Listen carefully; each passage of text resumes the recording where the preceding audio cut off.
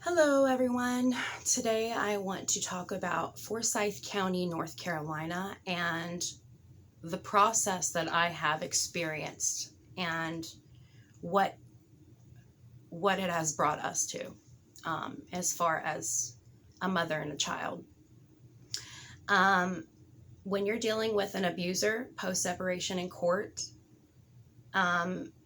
you of course want somebody like a guardian ad litem. So I requested one, and there was one ordered through the Children's Law Center, and we were given a guardian ad litem named Rosa Ryan. She was fair. It was a complete report. The abuse was rampant throughout the investigation, and it had been presented to the court that he was dangerous and it was not safe for my daughter.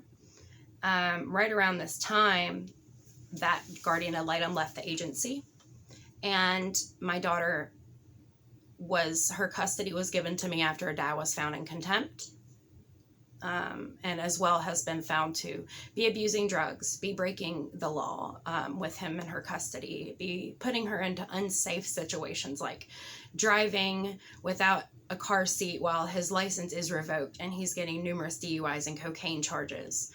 And so this was brought to the court. Right around that time, I filed a motion with the court to protect my daughter after coming home from weekend visitation, acting inappropriate that would cause any loving mother to be alarmed. When I went to the court, I wasn't expecting for my daughter to be, ripped from my arms, literally. I was given 2 hours a week supervised visits, and they gave equal weight to him making allegations that I molested my daughter during a supervised visit that he reported the night before I was granted custody. So this Judge Miller, gave equal weight to, even though the report showed that he was lying on drugs, all these things, me saying my daughter was abused, sexually abused, not by her father, by someone else, made it to be where I had no credibility in the court, even though we had done a year-long investigation and it was apparent. Well, then another investigation gets started, and this guardian ad litem, Sharisa Powell, she was cruel, she was mean, she created conflict, she lied in her reports, just outright lies. She intentionally misled me. She refused to spend any time with my daughter myself, and it was a nightmare, and I didn't really understand what was happening. She went against me in court. She perjured herself. She didn't investigate. She testified. She took him at face value, despite the whole report of a year stating that he wasn't honest. Many more times like that where, we're given back 50-50. Obviously, there's going to be continued conflict. And then when I file custody motion to change custody due to the facts, and he's been able to, file. The facts weren't even acknowledged, and DSS never investigated, ever.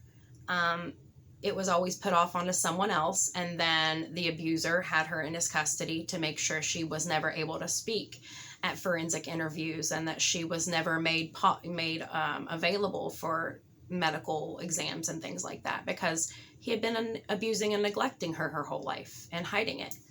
And she had been being abused, and he had been permitting it and allowing it and hiding it. And had someone investigated, my daughter wouldn't have suffered all of this time, all of these years, as I have begged and begged. And I only now come out to say this because today in court, it was continued. His rights were upheld, which, I can't negate how important rights are to be upheld. But they wouldn't even address that my child should be returned to me and he's in jail. They wouldn't address, the fact that they continued the hearing for contempt, showing all of these horrible things he's been hiding and doing that are factual, proven right there in the flesh, and wouldn't even address my child's safety, and then continued the hearing for when he got out of jail. tells me right now that there's nothing left to hold on to. So I'm ready to just put it all out there. I hired an attorney after he got custody because it was like, I was shocked. It was like, they said I was homeless. They'd been to my house.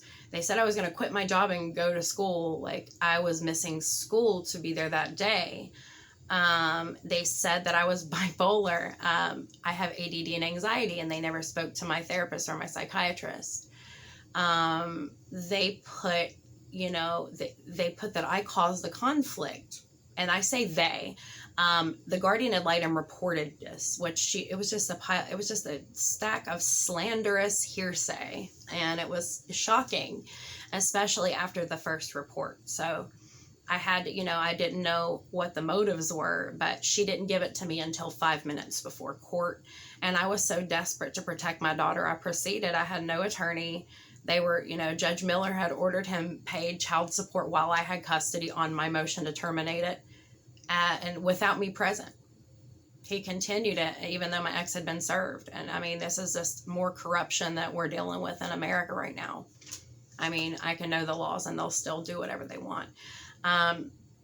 It's obvious that the Forsyth County Courthouse and DSS and their programs there are being ran in a way that is not for the citizens of that county or the state of North Carolina. Right now, the Children's Law Center has been appointed to my daughter's case again. After they gave him custody, I was going to sue them. I met with, Iris Sunshine and a supportive person from a support group, which then all of a sudden comes a girl that earns my trust and then turns on me the moment I mentioned contacting the feds regarding this whole setup.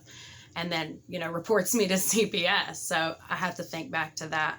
And then the attorney that I hired to actually sue totally sabotaged my case and acted like, just indifferent, would not even address the fact that I found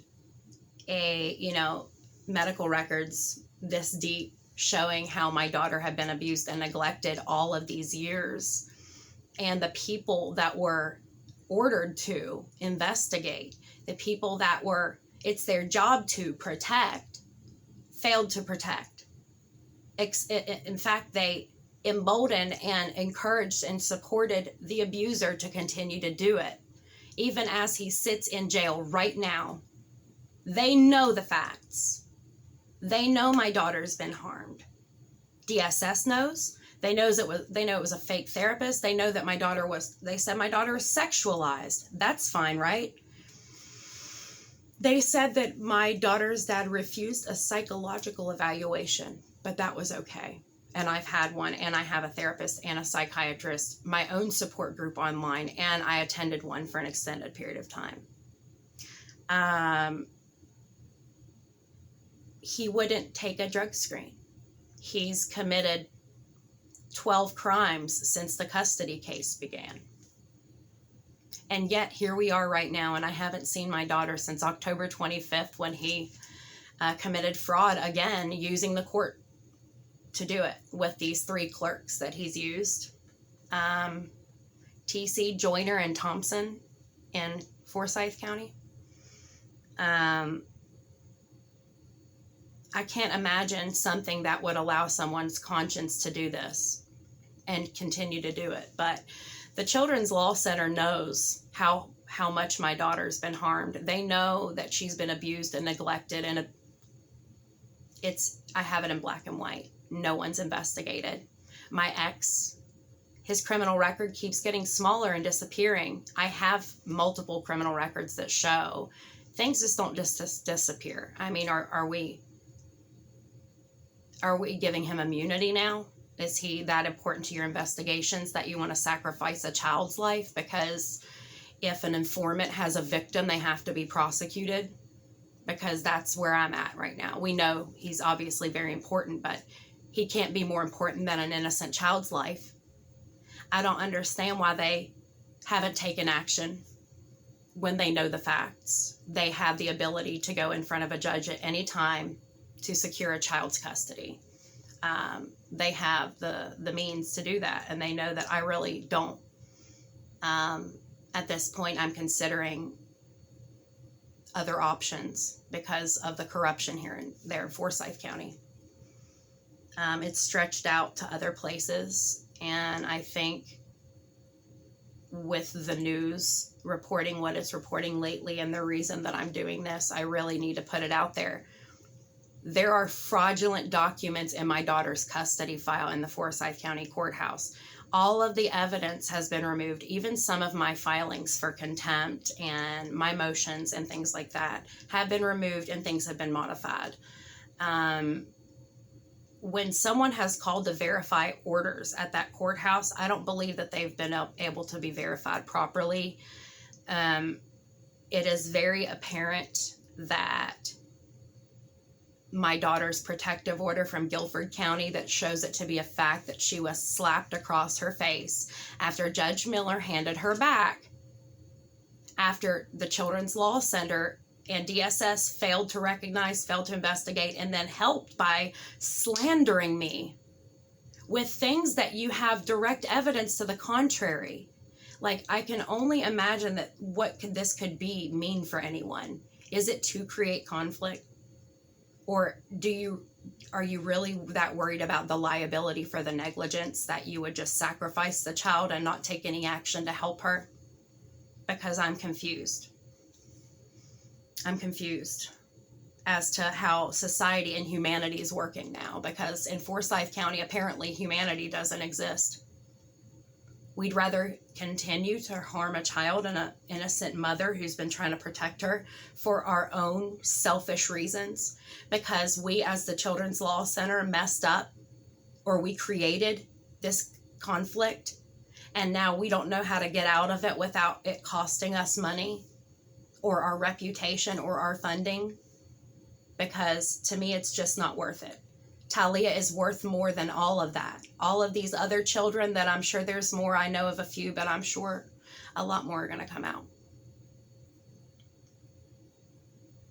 You can't continue to harm innocent people and be in this powerful position with cruelty in your heart and greed in your mind. You got to go. You need to be held accountable, and you need to pay for what you've done to these innocent lives, starting with Tylia Patterson. I encourage any other protective parents, most likely mothers, whose DSS investigation has been turned around on them when they're the only healthy one around, or when if the Children's Law Center, the guardian ad litem, has ignored the evidence, ignored the facts, and taken a drug addict, criminal, liar at face value, even knowing the facts, and hurt your child, I suggest you come forward to Mike Volpe or WFMY Greensboro or the Charleston, West Virginia Gazette. I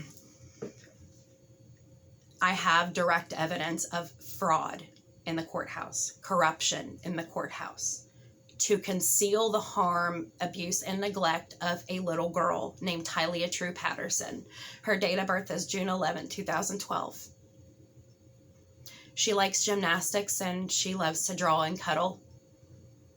And I haven't seen or heard from her since October 25th, as the court has permitted her father to continue to attack me in every way he felt the need, and to continue to conceal the harm that he's caused to our daughter and others.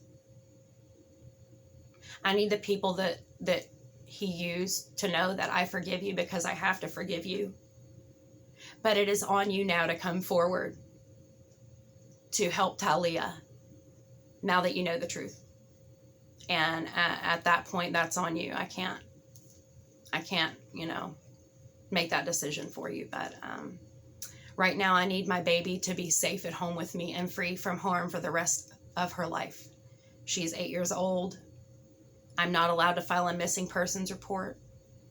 Everything that I had to protect her is illegally and corruptly dismissed. And I'm going to continue to fight for her in every way possible. And to all the moms in the group, I love you all and thank you for your support, and I will talk to you all soon. Peace.